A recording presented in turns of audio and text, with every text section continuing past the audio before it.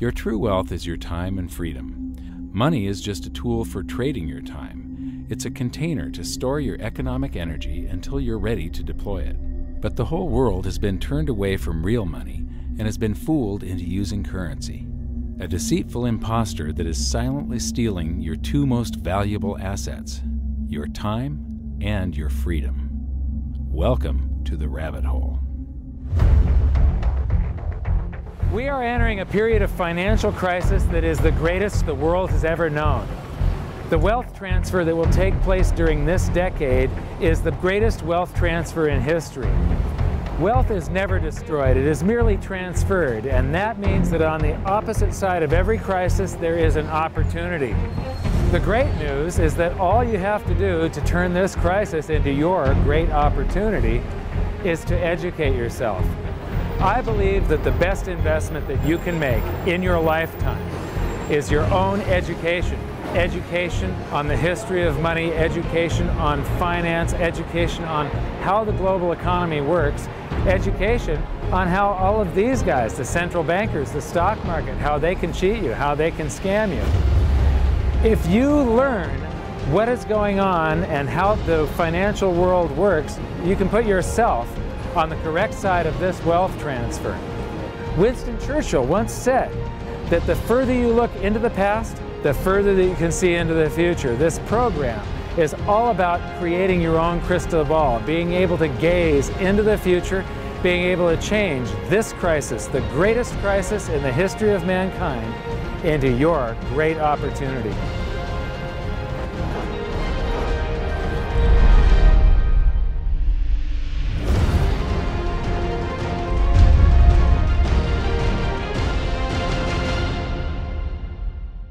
The hidden secrets of money, some of them are hidden in plain sight. They're like right in front of you. The way the monetary system works is something that isn't actually hidden away from all of us. It's out in the open, but it's complex and people just they can't see how it works. It's hard for them to imagine that we're living in such a hoax. Others are meant to be secret, but the truth is slowly coming out, like the Federal Reserve being a private corporation and not really part of the U.S. government. But when I started studying this, what I found was that there was no place that I could point people to where they could get it all in one spot. And so I basically decided to write my book about it and consolidate monetary history, economics, the markets, fundamentals of gold and silver. There's a lot of smoke and mirrors in economics, and I've sort of made it my job to lift the fog for people.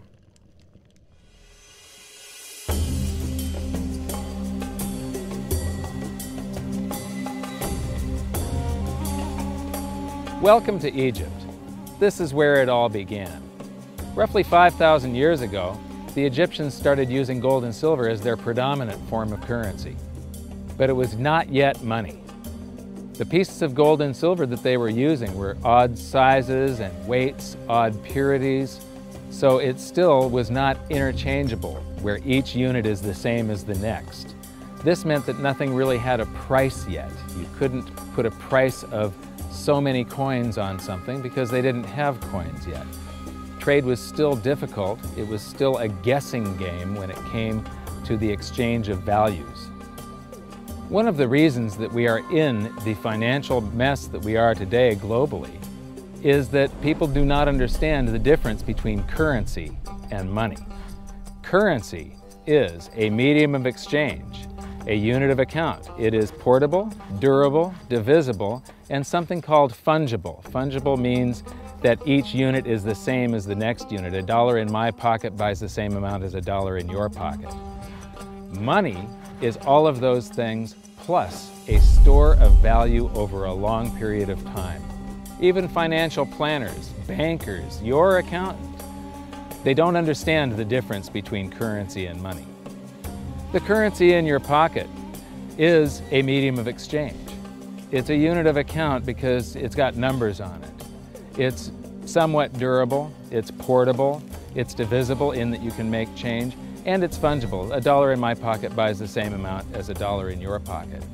But because governments can print more and more and more of it, and dilute the currency supply, it's continually transferring wealth out of your pocket, out of your bank account, to the government and to the banking system.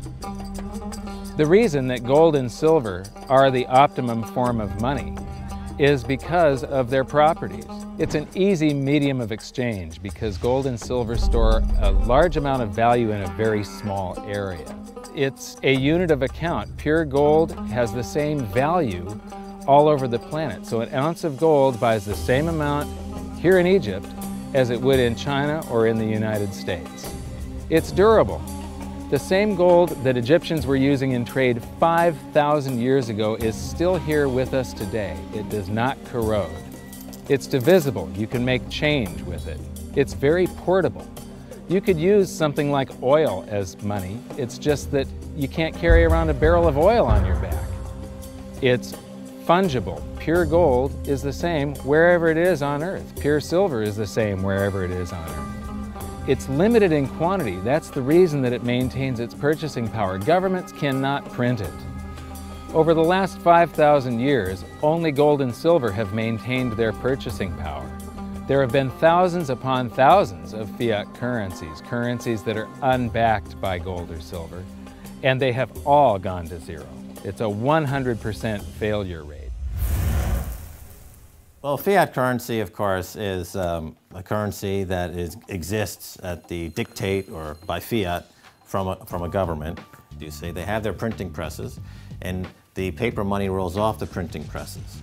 And then they give it the fiat designation, which makes the currency official. It's just worthless paper. But when Ben Bernanke gives it the special sign, and they have the cult meeting at the Federal Open Market Committee meetings, it suddenly becomes currency. If you look at what's really going on, it's a con game. And so there's confidence. Well, the Federal Reserve is very forthright about what they're doing. If you read their websites, they'll tell you it's a confidence game. They tell you that there's no intrinsic value in their money. They'll tell you that they print it backed by absolutely nothing. They actually display all these facts. But if you tell somebody in the public that this stuff is created out of thin air, there's no backing whatsoever, it's absolutely worthless, it's about as valuable as monopoly money, they'll look at you like you're nuts. Is there an example throughout history of a fiat currency, a piece of paper that's unbacked by anything, surviving? Short answer, no. Long answer, no. And here's why. When Addison Wiggin took over at the Daily Record, when they got cranked up, Bill Warner asked him to catalog all of the fiat currencies throughout history and what happened to each of them. Addison dutifully went to work. Within a short period of time, he had gone through the alphabet. All the fiat currencies that started with the letter A were done. They all went to zero.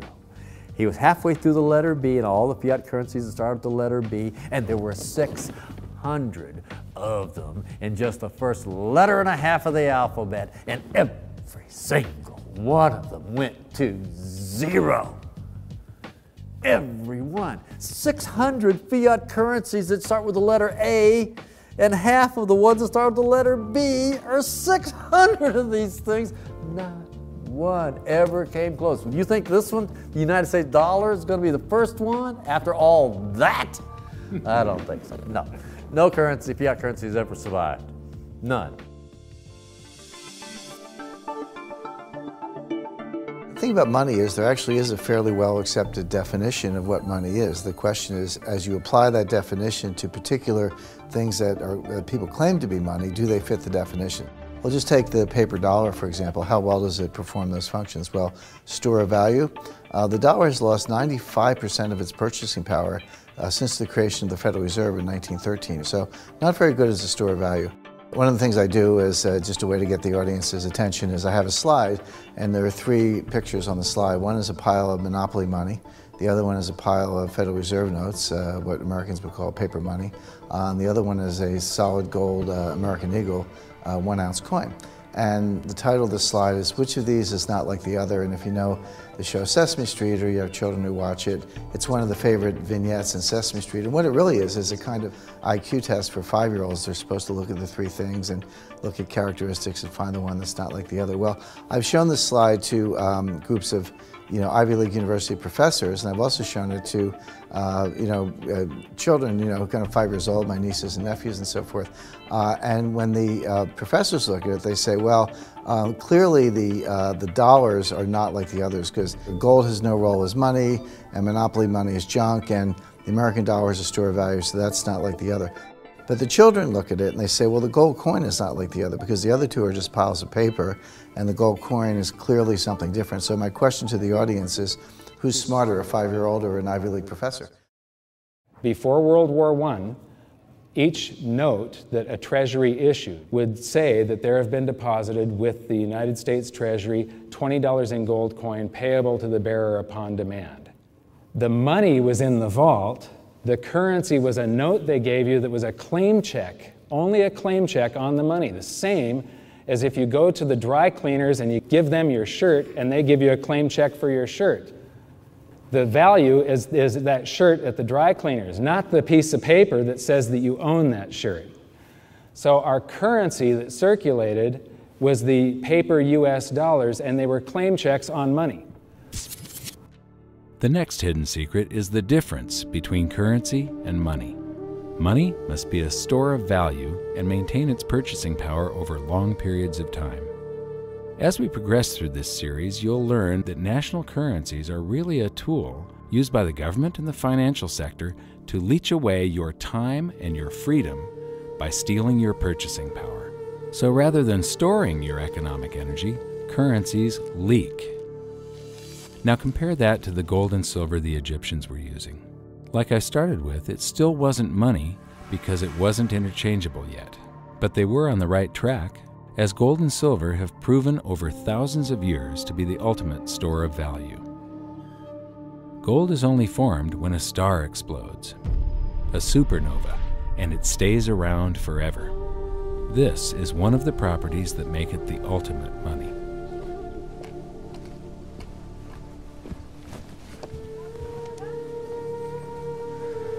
People are amazed that after 5,000 years, the pyramids are still here. But what I'm more amazed at is that the currency that the people that built this were using, that currency, that gold and silver that they were using in trade on a daily basis, is still around today. It may have been melted down and re-refined, and it's in a coin or a bar or in some piece of jewelry, but it's still with us today, and it still purchases something. Yes, it is the ultimate money because there is nothing else even in the same league. It's divisible, it's permanent, it's a store of value, it's a unit of account. It's got everything you want out of money, but it doesn't go away and it can't be increased. That is what makes gold the most beautiful money of all. What more could you ask out of a money? It keeps governments under control. You can maintain a solvent system. Governments don't like gold at present because they're getting away with the fiat currencies, and they'll do everything they can to discredit it as an asset class. I mean, my goodness, gold has outperformed the Dow Jones Industrial Average in each of the last 7 years, yet it's not considered a legitimate asset class. Why? Again, it's the fear that maybe gold will be imposed on the system, that it will constrain government ability to spend beyond its means. They can't print it. They can't print it, no. The proper definition of inflation, I use Milton Friedman's definition. Inflation is an expansion of the currency supply. Deflation is a contraction of the currency supply. If you expand the currency supply, eventually prices will rise.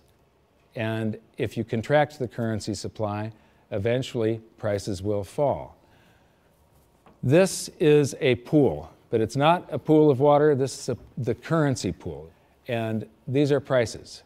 And if you expand the currency supply, prices like a sponge in water have to rise to suck up the excess currency. Governments never stop printing more currency and adding currency to circulation. Therefore, prices keep on going up, not because the stuff that you're trying to buy is changing. The real estate doesn't change. What has changed is the currency purchases less and less. It's the currency going down, not prices going up. The truth is, what we have that makes our world work right now is a big story. None of it's real. It's all just promises. And if you think about it, that's how currency began to work in the beginning. You know, before we had currency, we had barter. I'll give you 3 coconuts and you give me 4 fish, because that's kind of a fair exchange on coconuts to fish. But that got complicated, so we had to invent this thing called money to be a divisible, portable medium of exchange. And the challenge is that we lost that a long time ago when we lost having things of value be our currency. And now we have this thing called numbers and accounts. But trust me, it is not real. It's a big made-up story. One of the biggest make-believe stories ever is called quantitative easing, which sounds complex, but it's really just a smoke and mirrors term for currency creation. QE started with the banking bailouts back in 2009. This currency was created out of thin air and then given to the banks, who paid themselves record bonuses in reward for crashing the world economy. This is a global phenomenon, but all you have to remember for now is that whether it's QE bailouts or stimulus programs, these are all just voodoo, hocus-pocus terms for increased currency creation. I believe gold and silver will reassert themselves as money. And when they do, there just isn't enough. And their purchasing power is going to go up many, many, many times. Egypt is an amazing place. There's a franticness about it, and utter chaos, especially like the traffic. But when it comes to like all of the merchants that are trying to get every last dime out of you, you get fleeced to the point where you come back with an empty wallet. But you know what? They're amateurs compared to Wall Street.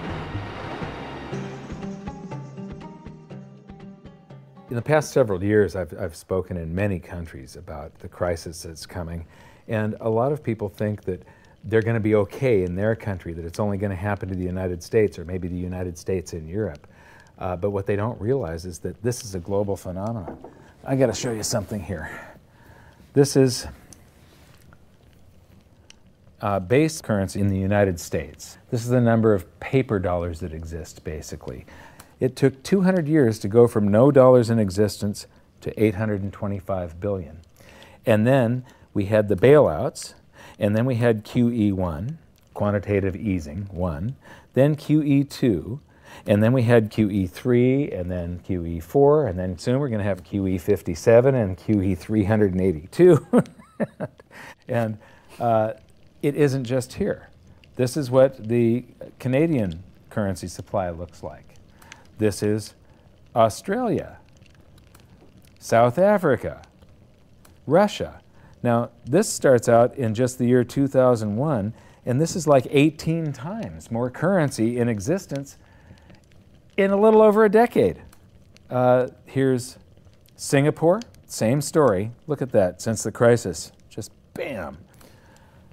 India, China, every government on the planet is doing this insane deficit spending and expanding their currency supplies, doing bailouts.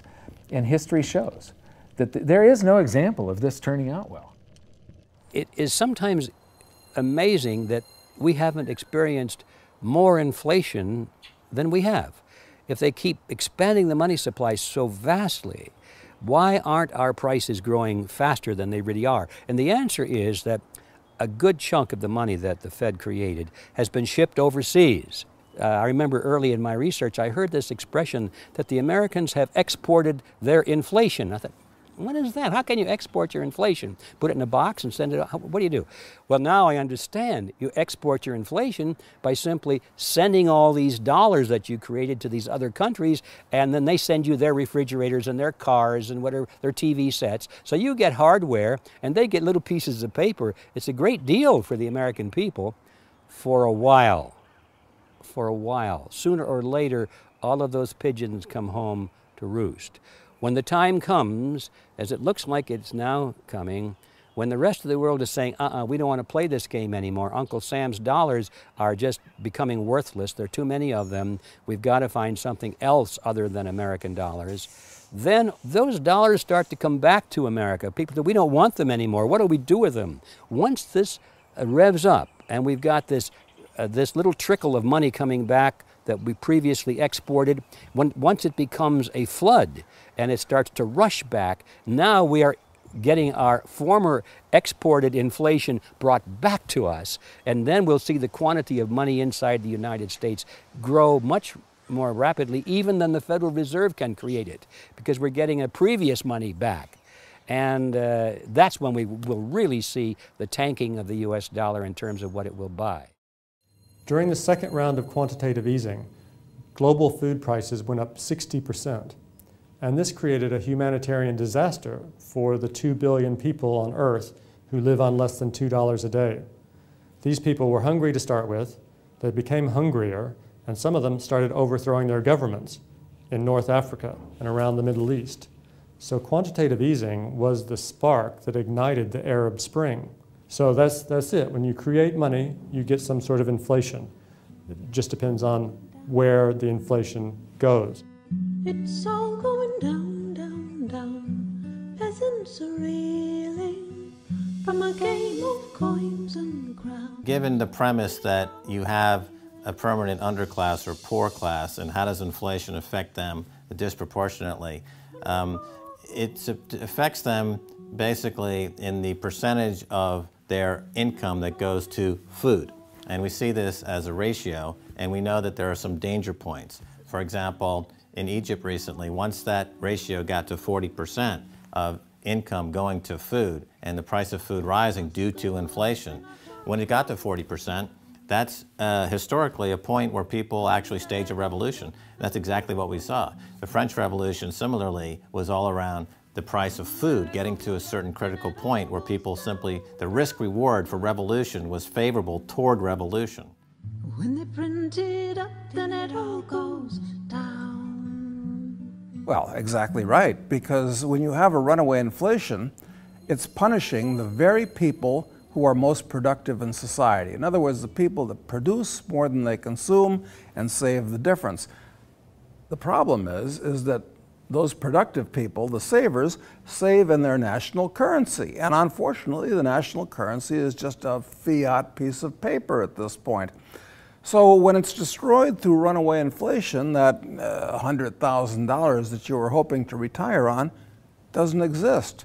And the things that you were going to buy with it and provide for others don't exist either. Now what are you going to do? So that all seems pretty scary. However, this is going to happen, and you can only play the hand that you're dealt. But the great news is that gold and silver always end up doing an accounting of the expansion of the currency supplies. Basically, the will of the public and the free markets. When governments do this kind of stuff to their currency supply, they debase it. Eventually it comes back in inflation. People sense the loss of their purchasing power. They rush back to gold and silver, and they bid the value of the gold and silver up in the country until it meets or exceeds the value of all the currency in circulation. This is a process that's been going on over and over again throughout history, except this time it's happening on a global scale. It has never before happened in all countries at once. And that means that this is the greatest wealth transfer in history. Therefore, it's the greatest opportunity in history, and it's not going to happen again in your lifetime. So now we've learned that your true wealth is your time and your freedom. Money is a trading tool that stores the economic energy that is your time and freedom, whereas currencies leak them away. Gold and silver are the ultimate money simply because of their properties. Fiat currencies are based solely on confidence and always return to their intrinsic value of zero. Governments don't like gold because it imposes restraint. Rising prices are a symptom of an expanding currency supply, and gold and silver always account for an expanding currency supply. So that's it for this episode. Join me next time as we begin to investigate how monetary history just repeats and repeats, and how gold and silver always win the battle between currency and money. Until then, my challenge to you is to stop calling currency money. It's a crucial first step towards setting your mind free of all this economic voodoo and changing your context. You can learn more by watching the bonus features on our website, and if you have any questions, you can post them there, and we'll answer some of your questions in future bonus features. So good luck, thanks for watching, and we'll see you next time.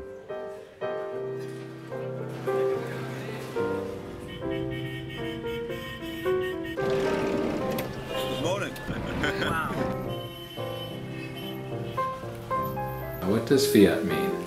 It comes from the Latin for crappy car.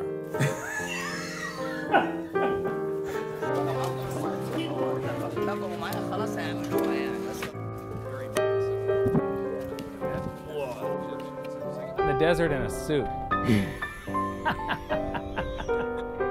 My camel died. You're not too sure about that, are you? Huh?